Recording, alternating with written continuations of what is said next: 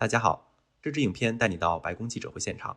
发言人 Karoline Leavitt 回应媒体连番追问，焦点是明尼阿波利斯最近多起涉及联邦执法人员的枪击与行动，以及外界对 ICE 和边境巡逻队的质疑与抗议。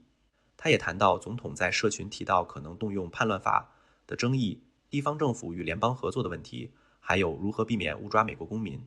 接下来就一起看看他如何回答这些尖锐问题。The back. Thanks, Caroline. I have a question for you on Minnesota and then also Venezuela. Sure. President Trump threatened invoking the Insurrection Act today in a Truth Social post. I'm wondering what his tipping point is. Like, what would it take for him to invoke the Insurrection Act? Look, that's only a question, frankly, Reagan, the president can answer. But the Insurrection Act is a tool at the president's disposal. As you know, it has been used sparingly, but it has been used by previous presidents in American history.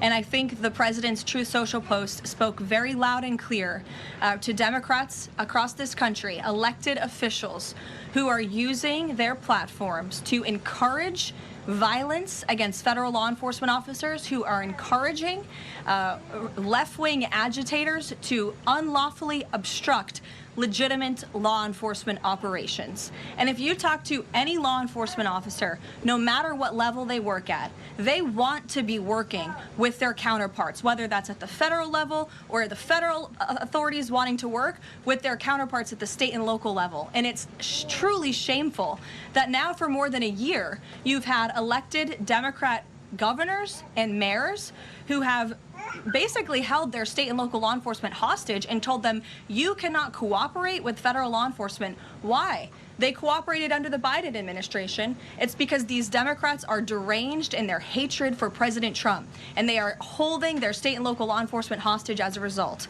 And these Democrat mayors and governors are doing this over what? Over the lawful and legitimate law enforcement operations to remove violent criminals from the streets of Minnesota, from the streets of California, from the streets of New York, and from the streets of every state across this country. And you don't see these riots and this vandalism taking place in states like Florida. Why? Because you have a governor in that state who has empowered federal and local authorities to work together. And it's despicable what we're seeing from these Democrat politicians, especially in sanctuary states and cities across the country. Two questions on Minneapolis, Sure. one on the ICE agent, the other on the rioting. I believe last night there were protesters or rioters that rifled through an FBI car, took weapons. We had a reporter embedded with ICE who said that she saw constant harassment all evening. Can you speak to the rhetoric we're hearing from Democrat politicians, whether they are causing violence against ICE, as well as some of the headlines we've seen, not including the full story? Yeah, I mean, to your first point, I think I've addressed that these Democrat governors and mayors in not just Minnesota, but in states across the country are essentially, they've referred to ICE agents who, again, are brave men and women. And I would encourage everyone in this room, and I would encourage Governor Walz and other Democrats who are demeaning law enforcement to sit down and have a cup of coffee with an ICE agent or a Border Patrol agent. These are great, patriotic men and women who have families, who put on the uniform every day and are following our nation's immigration laws at the direction of their bosses and again, at the direction of the law. They are simply trying to enforce the law. And the Democrat Party has demeaned these individuals. They've even referred to them as Nazis and as the Gestapo. And that is absolutely leading to the violence we're seeing in the streets. If you look at some of the images out of Minneapolis last night, look at this vehicle. Look at what it says. It says F ICE. You have these individuals who are putting their middle finger, proudly so, at the camera. Another ICE individual, a vehicle that was vandalized last night by these left-wing agitators.